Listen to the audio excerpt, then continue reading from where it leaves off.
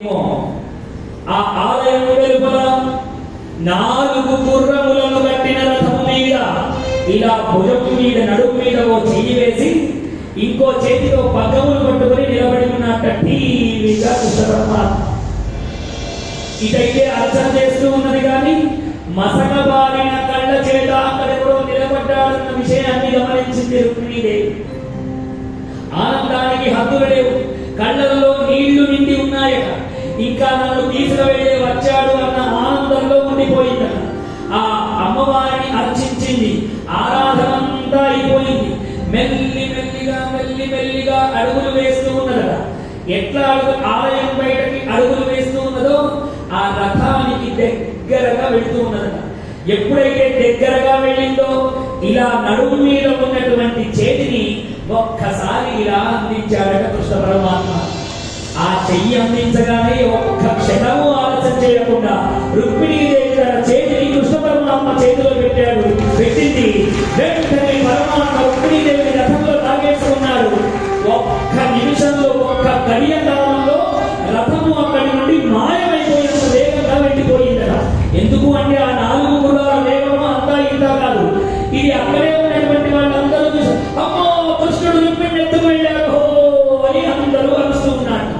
అరుస్తూ ఉంటే ఇది అంతఃపురంలో ఉన్న శిశుపాలుడికి తెలిసింది. అన్నంత పని అయిపోయింది రామాయణ అని ఎత్తి పట్టుకున్నాడు. ఈ నల్లని వారు వస్తాను నా పెళ్లి పెటాకు చేస్తాడనుకున్నా చేసేశారు అని ఎత్తి పట్టుకున్నాక జరాసంధుడు మిగిలినటువంటి వాళ్ళందరూ ఆ కుండిన నగరంలో ఈ రుక్మిణీదేవి యొక్క అన్న ఎవరైతే రుక్మి ఉన్నాడో వాడు శపథం చేశాక ఈ కృష్ణుడిని సంహరించి కానీ కృష్ణుడి ప్రాణములు తీసి కానీ నేను నా నగరంలో ప్రవేశించను అని శపథం చేశాక ఇప్పుడు రథములన్నీ కృష్ణుడి వెనకబడ్డాయట. శిశుపాలుడు జరాసంధుడు రుక్మిణి యొక్క అన్న అనేక మంది సైన్యముల చేత కృష్ణుడిని వెంబడిస్తూ ఉన్నారట. ఈ విషయం మొదలే పసిగట్టాడు కదా బలరాముడు. ముందు కృష్ణుడి రథము, వెనకాల ఈ దుర్మార్గుల రథములు, మధ్యలో బలరాముడి రథము. బలరాముడు ఆ జరాసంధాన్ని సైన్యముల చేత భీకరమైనటువంటి యుద్ధాన్ని చేస్తూ ఉన్నారట. అలా యుద్ధం వెళ్తూ ఉంటే రుక్మిణికి భయపడిపోయిందట. పాపం ఇంత యుద్ధం జరుగుతుందని నాకు తెలియదురా కృష్ణ, నన్ను ఎత్తుకు వెళ్తే ఇంత యుద్ధమా? కానీ కృష్ణ మా అన్నకు ఏమీ జరగకుండా చూసుకో కృష్ణ అని కృష్ణుడిని బతిమాలిందట. రుక్మిణీదేవితో కృష్ణుడు అన్నట్ట, నీవేమీ ఆందోళన పడరాదు దేవి, తొందరలోనే బలదేవుడు ఆ దుష్ట సైన్యమునంతా సంహరించగలడు, నీవేమి చింతించరాదు అన్నాడు. అనగానే రుక్మిణీదేవి ఆనందపడింది. రథం ముందుకు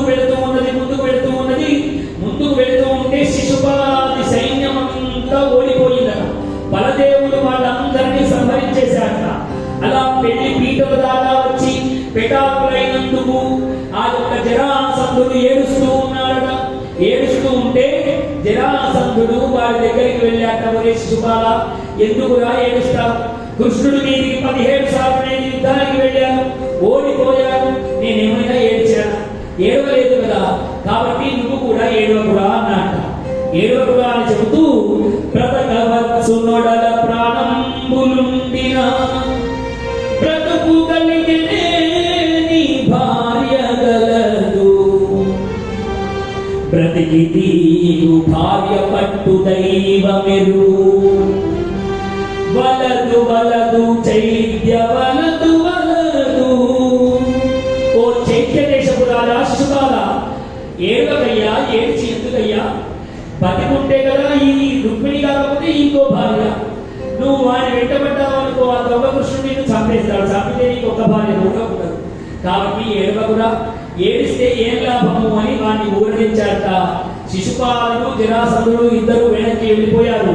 కానీ ప్రతిజ్ఞ చేసేటువంటి ఈ రుక్మిణి యొక్క అన్న రుక్మి పెద్దవాడు, వాడు మాత్రం కృష్ణుడు వెనుకబడ్డాట. అలా కృష్ణుడి మీదికి అనేకములైన బాణాలు వేస్తూ ఉన్నట్ట. ఇప్పుడు బాణములు వేస్తుంటే కృష్ణ పరమాత్మ పక్కములను రుక్మిణి చేతికిచ్చాడట. కృష్ణ పరమాత్మ కూడా బాణములు వేస్తున్నట్ట. ఒకే ఒక్క బాణము చేత వారి కిరీటము పడగొట్టాట.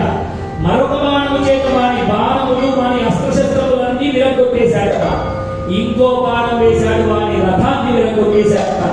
ఇలా ఎప్పుడైతే విరిగి పడ్డారో ఆ రుక్మి కూడా కింద పడ్డాడట. పడగానే రథాన్ని ఆపి ఆ కృష్ణ పరమాత్మ తన బొడ్లో ఉన్నటువంటి చిరుకత్తిని తీసుకొని రుక్మిణి యొక్క అన్నగారైనటువంటి వాడి గుండును సగం గుండు సగం మీసము తీసేశాడు. తీయగానే నిజంగా క్షత్రియుడికి ఎప్పుడైతే మీసము వాడికి అది పౌరుషానికి ప్రతీక, అలా సగం మీసం సగం గుండు కొరికాడో వాడిని చంపిన వాడితోనే సమానమైందట. బలరాముడు వచ్చాట, ఒరే కృష్ణ ఎంత పని చేశావురా, వీళ్ళు మనకు చుట్టపక్కల అవుతారు, అలా నువ్వు అవమానించడం తగదు కదా, రుక్మిణి ఆ విధంగా ఎందుకు చేశావు అని మందలించాడు.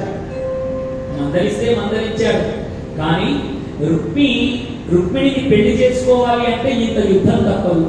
వీడేం చెప్పడం చేశాడంటే రుక్మిణిని తీసుకొని గాని నేను కుండిన నగరంలో ప్రవేశించను అన్నాడు. మరి ఇప్పుడు ఎప్పుడైతే వీడు రథంలో కింద పడిపోయాడో ఓడిపోయాడో ఇంకా రుక్మిణి తన వెంట రాదనుకొని ఒంటరిగానే వెళ్ళిపోయాడు. నగరం లోపలికి ప్రవేశించక వాడి రాజ్యం బయటనే ఒక గుడిసె వేసుకొని ఆ జన్మము దానిలోనే ఉన్నాడు. అలా రుక్మి తన శపథానికి కట్టుబడి వాడు ఆ నగరం బయటనే ఒక గుడిసె వేసుకొని ఆ జన్మము నివాసం ఉన్నారట. ఆ విధంగా రుక్మిణీదేవి పరమాత్మ